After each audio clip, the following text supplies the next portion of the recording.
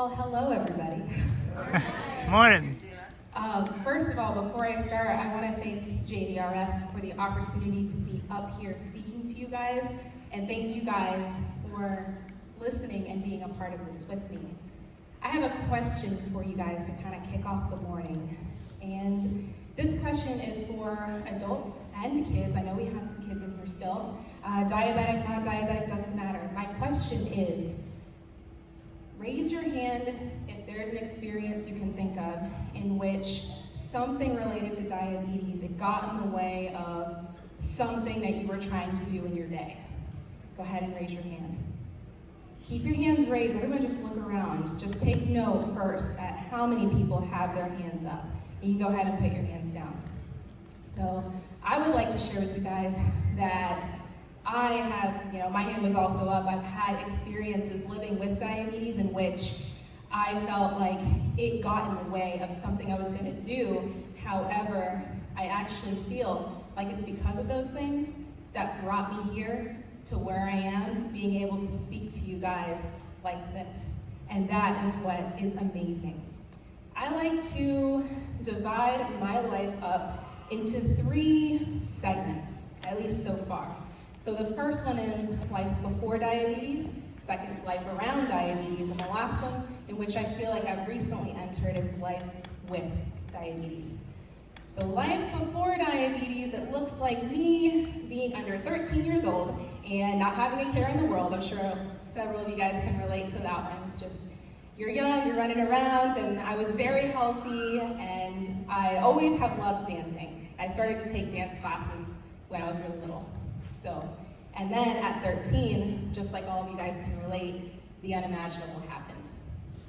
And I remember being in the hospital and hearing the doctors say to me, and my parents are there and they're hearing the doctors say this to their child, that if I didn't take care of this, that I could die. And being told that at such a young age, nobody expects that, and I know for parents, it's not what you expect to hear someone say to your child. I actually begged the hospital to stay a day later because I was so scared of managing this disease by myself. So, when I was a sophomore in high school, I decided to change that. I had a friend named Juliana, we were best friends at the time, and we both met through dance. She was no longer allowed to be on the dance team anymore that we were on, and I knew that not enough people knew about diabetes, and I wanted to change that. So we combined things together, and we created a club that we called the Dance Diabetes Away Project. It was exactly that. So the kids would meet every week, we would teach them about diabetes, and we would also teach them how to dance because it's fun, and why not make it fun? Why not find positivity behind diabetes? And then, as was mentioned a little earlier before I got on stage, that yes, it is now a nonprofit organization that we started 3 years ago called Type 0 Foundation. And the same concept exists, except now it's to help the whole community, not just the kids within the high school. But that was cool because we also created a community within the school, so both were really exciting. The thing is, though, even with a club and this nonprofit, at the very beginning of it all, nobody knew that I was still struggling. I put on, I really wanted to help other people, and I was seen as someone just very well put together, but deep down, I was crying because I was not managing this disease as well as I could, but I didn't know that. I felt like I didn't really have control over this. And it got to a point where every appointment, it was routine for me to cry. Every appointment was routine. And that was really hard. So what changed it for me, and this is where I say that it kind of entered the 3rd segment of my life called Life with Diabetes, is I asked myself the question, when I'm older, in 20 years or so, what is something that I might regret about my life right now? And all of you guys that are young in here, teens, young adults, you can nod your head. I'm sure that you guys are used to hearing people that are older be like, well, if I was 20, I wish I knew this, right? all the time. And so I asked myself that question in advance. And when I asked it, the only answer I could come up with for the thing that I would regret, it was not managing my diabetes better. I was going to regret that. And even though I didn't know how to fix it, it was the one thing that I knew I would regret. And so I chose to change pretty much everything. I got a new insulin pump, the Medtronic 670G. Who has this one? It's very nice. Yeah, it's a good pump.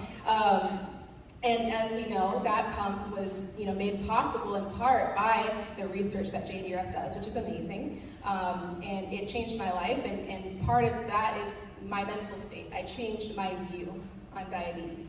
I chose not to see it as something that was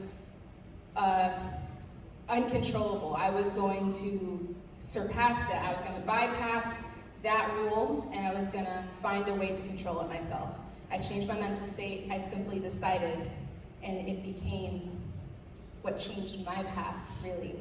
So, how many of you guys have heard of the TV show on NBC called American Ninja Warrior?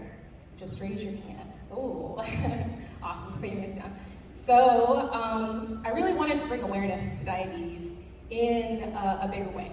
And I was like, well, what better than to apply for this TV show? So I applied to be on it and was very surprised that a couple months later, I received a call from the producers inviting me to be on the show as the first female with type 1 diabetes to compete on the show. It was an amazing opportunity, and while I could go on and on about the wonderful things that happened on American Ninja Warrior, my favorite part was actually right before I went on to compete on the show.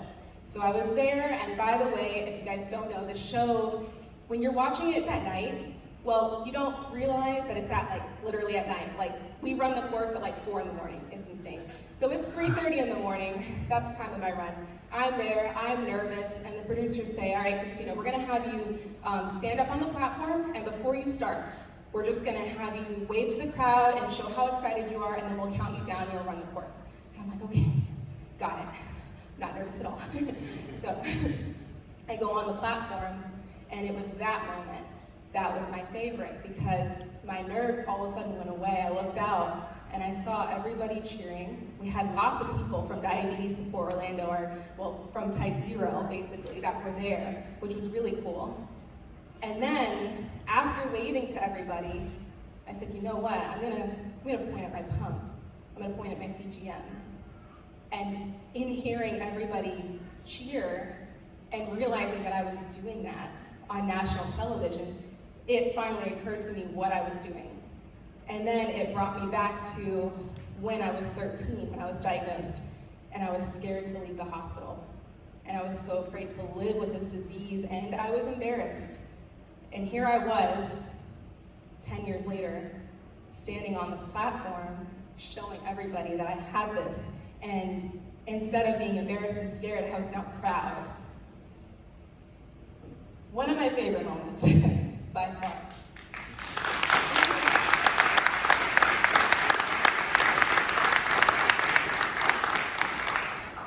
I have one more moment, and it's very special to this particular event, and I've been so excited to share this with you guys today, but a year ago, this part's not exciting, but a year ago, I was in a very, very serious car accident. And if we time it to today, it was the day before the rally. So if it were happened this year, it would have been last night around 9:00 p.m. And my car was totaled. I was spinning from one side of traffic to the other, and I was taken straight to the hospital from that situation. And I remember everybody asking me, Christina, are you still going to go to the rally? It's tomorrow, it's in less than 24 hours. And I was like, oh, it's not an option, I'm going. I'm going to the rally. And there were two reasons. Number one, because I love supporting all of the events we have for diabetes. That's my favorite thing. But the second thing was that Type 0, we had grown it to this point with all of our families. This was gonna be our largest gathering. And that meant I was gonna meet new families, and we're all gonna be together, and that sounded exciting. So, me with a busted lip and a sprained wrist, and being in a lot of pain at the time, not even knowing what the pain was yet, or where it was coming from, I went to the rally the next day, and I remember sitting there with, he's my fiance at the time, but he was my boyfriend. Or he's my fiance now, he's my boyfriend at the time. That makes more sense. But yeah, so we were sitting there, and I remember seeing all the speakers come up here and thinking that they were also inspiring, and I would get emotional when I heard them. And I remember I looked over at Jeremy and I said, hey babe, just so you know, I'm gonna be up there next year, and I'm gonna be speaking. And I said it so matter of fact. He kind of looked at me like, how do you know this already? And I was just like, I am. And like I said, I'm there like all beat up, banged up, and bruised. And a couple months ago, was asked to speak up here with you guys. So,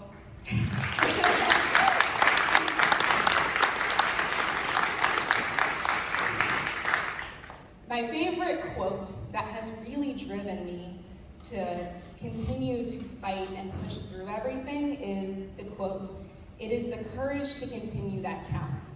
I heard it somewhere, and I'm the kind of person that I'll look at quotes all the time, and I'll look for inspiration, but this one really stuck with me.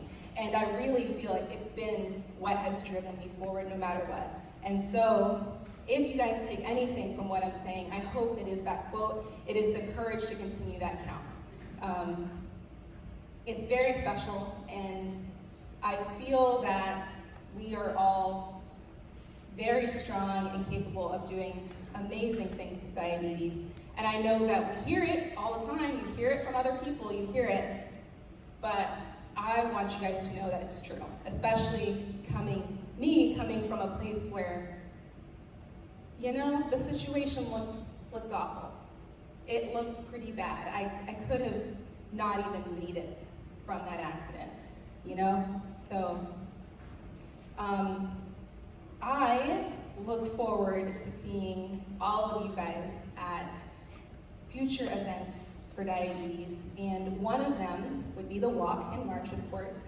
And I did want to share with you guys that anybody, and you guys are more than welcome to invite your kids as well. We have kids that are going to be putting together a dance routine that they'll be performing at the walk, and also they'll be warming all of you guys up and everybody that goes, which is super exciting. And so, yes, with that, I want you to know that you're not alone. We're all a family here, and if there's anything that I can do to help you, or that Type Zero can do to help you, we are here for you. And I'm happy to talk to any of you guys at the end. I'd love to meet some new people. So, thank you guys.